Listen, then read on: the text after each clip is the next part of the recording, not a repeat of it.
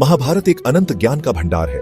हर पात्र, हर संवाद, हर युद्ध केवल बाहरी घटनाएं नहीं बल्कि भीतरी चेतना की परछाइयां हैं। यह वह गाथा है जो हमें जीवन के हर मोड़ पर, हर चुनौती में धर्म और अधर्म के बीच का महीन अंतर समझाती है। इसके पन्नों में छिपी हैं वे कथाएं जो युगों युगों से मानव जाति को प्रेरित करती आई हैं और आज भी उतनी ही प्रासंगिक हैं जितनी वे सहस्राब्दियों पूर्व थीं। नमस्कार सनातन प्रेमियों, आपका स्वागत है महाभारत के 15 अनसुने तथ्य भाग 28 में। यह वह मंच है जहां हम केवल घटनाओं का वर्णन नहीं करते बल्कि उनके पीछे छिपे गूढ़ रहस्यों, उनके आध्यात्मिक और दार्शनिक महत्व को समझने का प्रयास करते हैं। तो चलिए देवियों और सज्जनों, अपनी ज्ञानेंद्रियों को सजग कर लीजिए और हमारे साथ आरंभ करते हैं एक और आध्यात्मिक और ऐतिहासिक यात्रा महाभारत के उन अनसुने तथ्यों की ओर जो आपको आश्चर्यचकित भी करेंगे और आत्मनिरीक्षण के लिए प्रेरित भी। और श्री दुर्वासा ने राजकुमारी कुंती को एक दिव्य मंत्र प्रदान किया जिससे वह किसी भी देवता का आवाहन कर सकती थी।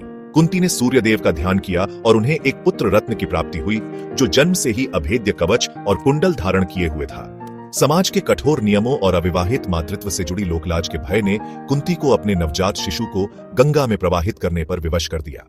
यही बालक अधिरथ और राधा को प्राप्त हुआ और आगे चलकर महारथी कर्ण के नाम से विख्यात हुआ। खांडव वन को भस्म करने की अग्निदेव की अभिलाषा को अर्जुन और श्री कृष्ण ने पूरा किया। अर्जुन ने अपने अद्वितीय पराक्रम और श्री कृष्ण की अचूक रणनीति के बल पर देवराज इंद्र को परास्त किया। अग्निदेव ने अर्जुन को अलौकिक धनुष गांडीव, 2 अक्षय तरकश और एक दिव्य रथ प्रदान किया। यह गांडीव महाभारत के महायुद्ध में अर्जुन के शौर्य और विजय का प्रमुख प्रतीक बना। महाभारत का महासंग्राम दिव्यास्त्रों और अलौकिक शक्तियों का भी प्रदर्शन था। भीष्म, द्रोणाचार्य और कर्ण ने ब्रह्मास्त्र का संधान अर्जुन के वध के लिए किया, परंतु श्री कृष्ण ने अपनी दिव्य शक्ति से उन ब्रह्मास्त्रों के प्रभाव को निष्क्रिय कर दिया।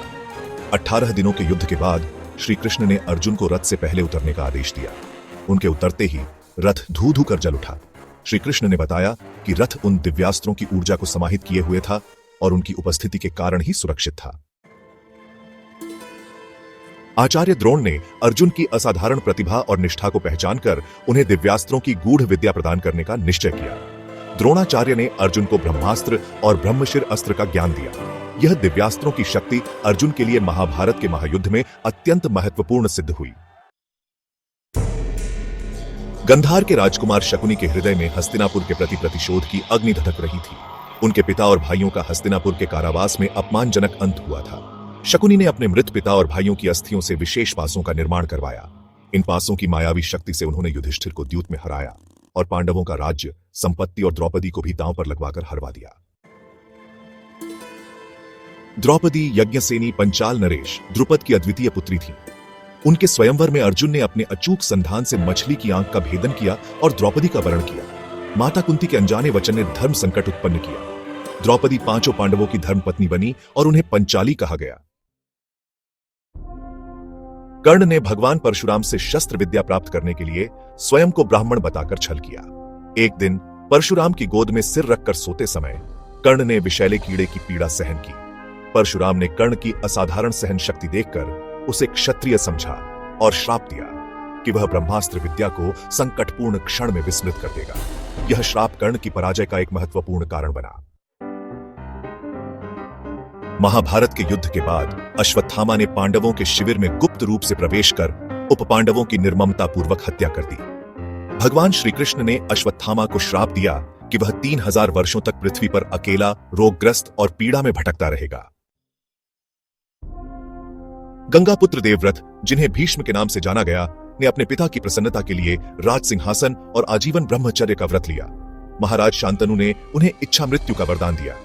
महाभारत के युद्ध में अर्जुन के बाणों से बिंधने के बाद भी वे शरशैया पर जीवित रहे और उत्तरायण काल की प्रतीक्षा की। महाराज धृतराष्ट्र ने अपने पुत्र दुर्योधन के अधार्मिक कृत्यों को अनदेखा किया और उन्हें प्रोत्साहित भी किया। धृतराष्ट्र का पुत्रमोह और न्याय के प्रति उनकी अनदेखी ही कुरुवंश के विनाश का प्रमुख कारण बना। अर्जुन ने भगवान शिव की तपस्या कर पाशुपतास्त्र प्राप्त किया।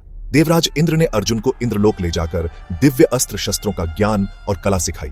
यह ज्ञान अर्जुन को महाभारत के युद्ध में अजेय योद्धा बनाने में सहायक सिद्ध हुआ। महर्षि वेदव्यास ने संजय को दिव्य दृष्टि प्रदान की। जिससे वह कुरुक्षेत्र के युद्ध का संपूर्ण अवलोकन कर सके। संजय ने युद्ध की घटनाओं का सजीव और निष्पक्ष वर्णन महाराज धृतराष्ट्र के समक्ष प्रस्तुत किया। महात्मा विदुर हस्तिनापुर के महामंत्री धर्मराज यम के अवतार थे। उन्होंने कौरवों और पांडवों के मध्य विवाद को शांतिपूर्वक सुलझाने का हर संभव प्रयास किया, परंतु उनकी चेतावनियों को अनसुना किया गया। घटोत्कच, भीम और हिडिंबा के पुत्र महाभारत के युद्ध में पांडव पक्ष के महत्वपूर्ण योद्धा थे। कर्ण ने अपना अमोघ शक्ति अस्त्र घटोत्कच पर प्रयोग किया, जिससे घटोत्कच ने वीर गति प्राप्त की और अर्जुन के प्राणों की रक्षा की। द्रौपदी के स्वयंवर में अर्जुन ने जल में पड़ रहे मछली के प्रतिबिंब को देखकर मछली की आंख का सफलतापूर्वक भेदन किया। इस अद्भुत पराक्रम से उन्होंने द्रौपदी का वर्ण किया और महाभारत की कथा में अपनी केंद्रीय भूमिका को सुदृढ़ किया। तो देवियों और सज्जनों, ये थे महाभारत के कुछ और अनसुने तथ्य जो हमें इस महाकाव्य की अतल गहराइयों में ले जाते हैं। हर तथ्य जो हमने आज जाना केवल एक कथा या एक घटना मात्र नहीं है, बल्कि यह एक संपूर्ण जीवन दर्शन है जो हमें नैतिकता, धर्म, कर्म और भाग्य के जटिल संबंधों को समझने में सहायता करता है।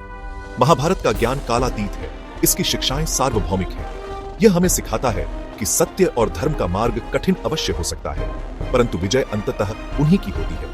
अगर यह ज्ञानवर्धक और आध्यात्मिक यात्रा आपको रोचक और प्रेरणादायक लगी हो, तो हमारे इस प्रयास को सफल बनाने के लिए कृपया इस वीडियो को लाइक करें, अपने मित्रों और परिवारजनों के साथ शेयर करें और हमारे चैनल को सब्सक्राइब करना ना भूलें। जय श्री कृष्ण, जय भीष्म, वंदे सनातनम।